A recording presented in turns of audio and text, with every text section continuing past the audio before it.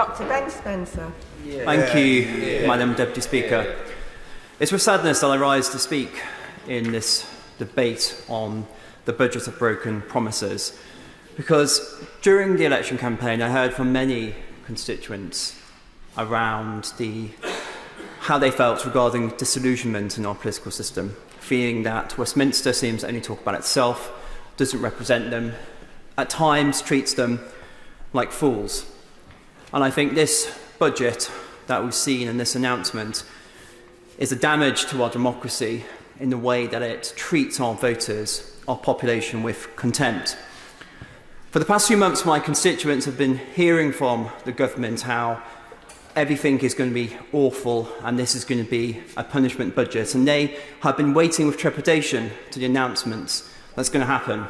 They've heard that when the Labour Party came into power, they discovered things they weren't expecting, and so had to announce winter fuel cuts, despite the fact they've been talking about doing so in this place for quite some time.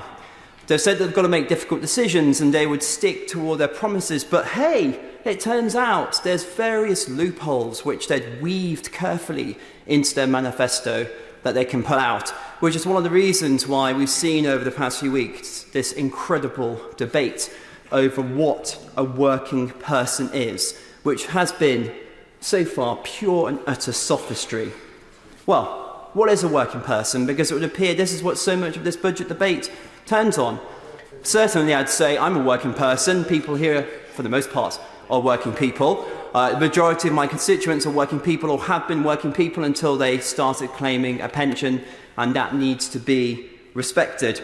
In fact, as we go through the budget, and since the Chancellor said that there will be no tax rises on working people, then this leads to a great degree of confusion.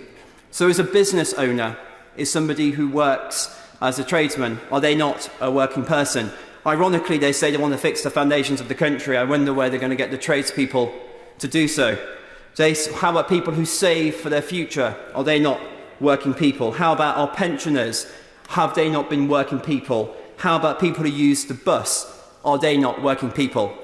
But thankfully today, I got an email from the TUC which helped clarify who the working people are, because they pointed out that they are the people who represent working people. And I think our constituents all know that unless you're a trade union member or someone who is dependent on the state, the party opposite doesn't think you are a working person and they are coming for you. Now, I was sad. Well, look at the tax rises. When the members opposite start digesting what has been announced today, they start digesting what the impact of an extremely low growth rate over the next few years is going to do. When they look at the impact on farmers who are going to struggle to pass on their farms, when they look at the impact of small businesses, the businesses who we depend on growth and investment and prosperity, they're going to regret what's been said today.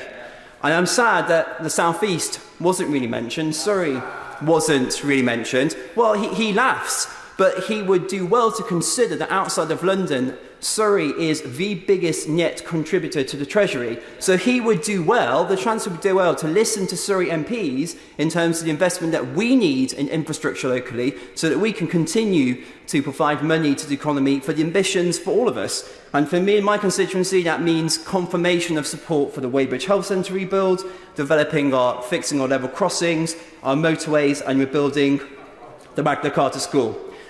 Madam Deputy Speaker, they had an opportunity, this budget, which they have missed.